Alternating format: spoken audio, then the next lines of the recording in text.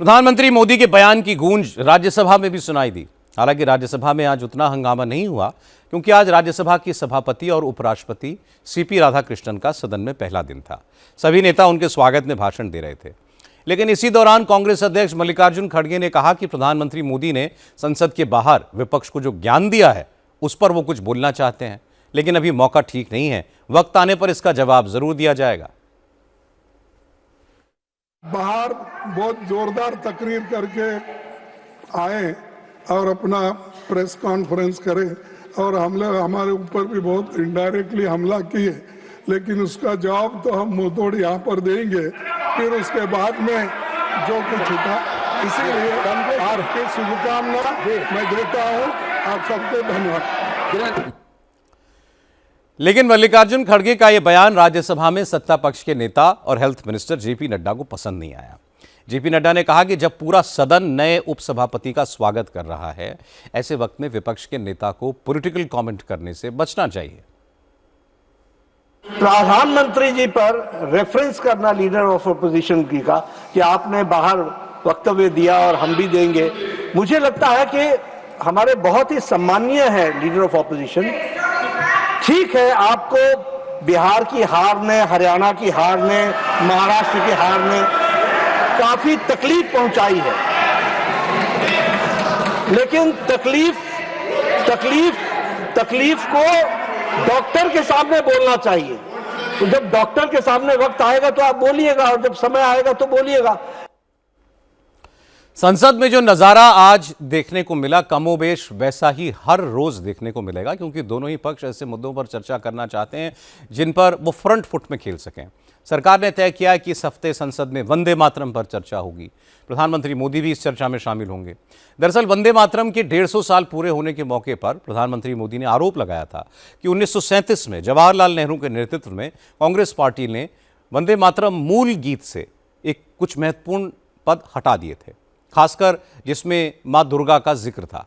अब सरकार इसी मुद्दे पर चर्चा करके विपक्ष और खासकर कांग्रेस को घेरना चाहती है। वहीं बिहार चुनाव में हार से हताश कांग्रेस की कोशिश वोट चोरी और एसआईआर पर बहस कराने की है। एसआईआर के मुद्दे पर पूरा विपक्ष एक है। कांग्रेस को लगता है कि इस मसले पर सरकार को घेरा भी जा सकता है, इसलिए वो एसआईआर पर चर्चा के लिए जोर दे रही है। वैसे एसआईआर पर आज सुप्रीम कोर्ट में सुनवाई हुई। पश्चिम बंगाल में चल रहे स्पेशल इंटेंसिव रिवीजन मतलब एसआईआर को चुनौती देने वाली एक याचिका पर चुनाव आयोग ने आज एफिडेविट देकर सुप्रीम कोर्ट में अपना जवाब दिया। इलेक्शन कमीशन ने कहा कि बड़े पैमाने पर वोटर डिलीशन के दावे बहुत बढ़ा चढ़ाकर पेश किए गए हैं और इनका इस्तेमाल निहित राजनीतिक हितों के लिए किया जा रहा है। चुनाव आयोग ने कहा कि एसआईआर पूरी तरह संवैधानिक, नियमित और दशकों से चली आ रही प्रक्रिया का हिस्सा है। 24 जून और 27 अक्टूबर 2025 के आदेश वैध हैं। साफ सुथरी और सटीक मतदाता सूची तैयार करना चुनाव आयोग का संवैधानिक दायित्व है, जिसे सुप्रीम कोर्ट ने 1995 में टीएन सेशन केस में मान्यता दी थी। आयोग ने कहा कि 99.77% मौजूदा मतदाताओं को प्री फिल्ड एन्यूमरेशन फॉर्म्स बांटे जा चुके हैं। 70% भरे हुए फॉर्म वापस भी आ चुके हैं। चुनाव आयोग ने कहा कि गलत क्रियान्वयन, एक्सक्लूजन या बड़े पैमाने पर मतदाता हटाए जाने के दावे पूरी तरीके से गलत हैं और बढ़ा चढ़ाकर बताए गए हैं। पश्चिम बंगाल में बड़े पैमाने पर डिलीशन के आरोप तथ्यों पर आधारित नहीं है, बल्कि मीडिया में एक नैरेटिव के तौर पर फैलाया जा रहा है ताकि राजनीतिक लाभ लिया जा सके। एसआईआर पर कोर्ट और संसद ही नहीं बल्कि सड़क पर भी हंगामा हो रहा है। आज कोलकाता की सड़कों पर एसआईआर को लेकर प्रोटेस्ट हुआ। दरअसल बीजेपी के नेता शुभेंदु अधिकारी की लीडरशिप में पार्टी विधायकों का एक डेलीगेशन आज स्टेट इलेक्शन कमिश्नर के दफ्तर पहुंचा। बंगाल में चल रहे एसआईआर को लेकर बीजेपी की भी कुछ शिकायतें हैं। इसी को लेकर शुभेंदु अधिकारी अफसरों से एसआईआर की प्रोसेस की ऑडिट कराने की मांग को लेकर आए थे, लेकिन जैसे ही बीजेपी नेता चुनाव आयोग के दफ्तर पहुंचे, वहां पर प्रदर्शन कर रहे बीएलओज, बूथ लेवल ऑफिसर्स, भड़क गए। उन्होंने नारेबाजी शुरू कर दी। बीजेपी दूर हटो, शुभेंदु अधिकारी गो बैक, इलेक्शन कमीशन हाय हाय नारे लगाए।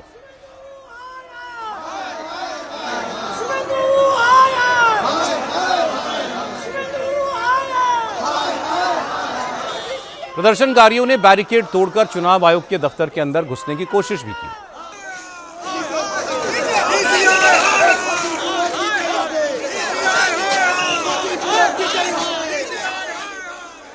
हालांकि बीजेपी नेताओं के कार्यक्रम की वजह से वहां पुलिस पहले से ही तैनात थी। पुलिस ने घेरा बनाकर शुभेंदु अधिकारी और बाकी नेताओं को इलेक्शन कमीशन के दफ्तर के अंदर पहुंचाया, लेकिन दफ्तर के बाहर नारेबाजी जारी रही। असल में बीएलओ अधिकार रक्षा समिति के बैनर पर एसआईआर में काम में लगे बीएलओ बहुत दिनों से यहां प्रदर्शन कर रहे हैं।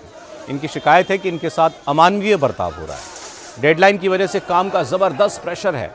उनके साथी खुदकुशी कर रहे हैं, इसलिए चुनाव आयोग एसआईआर की डेडलाइन को बढ़ा दे। हालांकि चुनाव आयोग ने पहले ही फॉर्म भरे जाने की डेडलाइन को 11 दिसंबर तक बढ़ा दिया है, लेकिन बीएलओ इससे संतुष्ट नहीं है। प्रदर्शन कर रहे बीएलओज ने कहा कि वो चुनाव आयोग के लिए काम कर रहे हैं, लेकिन इसके बावजूद अफसरों के पास उनका दुख दर्द सुनने तक का टाइम नहीं है। लेकिन वो बीजेपी नेताओं की शिकायत सुन रहे हैं, ये ठीक नहीं है।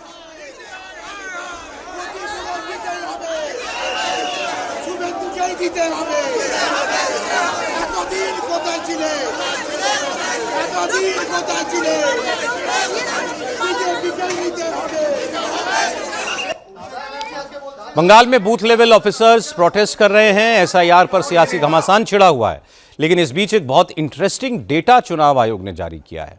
बंगाल में अब तक 99.9% एसआईआर फॉर्म्स बांटे जा चुके हैं। 96% से ज़्यादा डिजिटाइज हो चुके हैं। सिर्फ 75,000 फॉर्म ऐसे हैं जिन्हें अभी बांटा जाना बाकी है। मतलब वोटर लिस्ट रिवीजन का काम तय डेडलाइन में पूरा होता दिख रहा है। और एसआईआर का सबसे बड़ा असर यह है कि बंगाल में रह रहे घुसपैठिए बड़ी संख्या में बांग्लादेश लौट गए हैं। अब आप नॉर्थ 24 परगना की एक झुग्गी बस्ती की तस्वीरें देखिए। ये एसआईआर का प्रोसेस शुरू होने के बाद वीरान हो गई है। लोग अपना सामान छोड़कर भाग गए। मध्यम ग्राम की विश्वासपाड़ा बस्ती में अब कोई दिखाई नहीं देता। इंडिया टीवी के संवाददाता ओंकार सरकार जब वहां पहुंचे तो झुग्गियां खाली पड़ी थीं। लोग इन घरों में बिना ताला लगाए ऐसे छोड़कर चले गए जैसे कभी वापस लौटना ही ना हो। और 24 परगना के मध्यम ग्राम नगर पालिका के 3 नंबर वार्ड पर और इसी जगह पर काफी ये बस्ती रातों रात खाली हो चुका है। यहाँ पर काफी सारे छोटे छोटे झुग्गियां थे और ये झुग्गियां सब इस वक्त खाली पड़ा हुआ है। जैसे कि यहाँ का लोकल्स का कहना है कि काफी दिनों से यहाँ पर इलीगल तरीके से कई सारे बांग्लादेशी परिवार यहाँ पर रुके हुए थे। जब से एसआईआर शुरू हुआ है तब से ये लोग रातों रात गायब हो गए हैं। जैसे कि ये झुग्गियां जितने भी है सारे के सारे झुग्गियां यहाँ पर खाली हो चुका है और यहाँ पर एक भी लोग नहीं है। तकरीबन 100 से 150 परिवार यहाँ पर रहते थे और ये लगभग सब कोई कचरा उठाने का जो काम है वो कचरा उठाने का काम करते थे। और ये जो घर है एक के बाद एक छोटे छोटे झुग्गियां जो है सब खाली हो चुका है। लगभग 100 से 150 परिवार यहाँ पर रहते थे और ये सभी परिवार इस वक्त वापस बांग्लादेश चले गए हैं एसआईआर की वजह से। रातों रात 150 परिवारों का बस्ती छोड़कर जाना बताता है कि इन लोगों को एसआईआर का कितना डर है। लोकल लोग बताते हैं, इस बात की तस्दीक कर रहे हैं कि बस्ती में रहने वाले लोग बांग्लादेश के थे। लेकिन इंटरेस्टिंग बात यह है कि तृणमूल कांग्रेस के स्थानीय पार्षद अब भी यह सफाई दे रहे हैं कि ये परिवार बांग्लादेशी नहीं बल्कि बंगाल के सुंदरबन के हैं। तृणमूल कांग्रेस का घुसपैठियों को यही प्रोटेक्शन बीजेपी को सवाल खड़े करने का मौका देता है। और जिस तरह ममता एसआईआर का विरोध कर रही हैं, उससे इन आरोपों को और हवा मिलती है।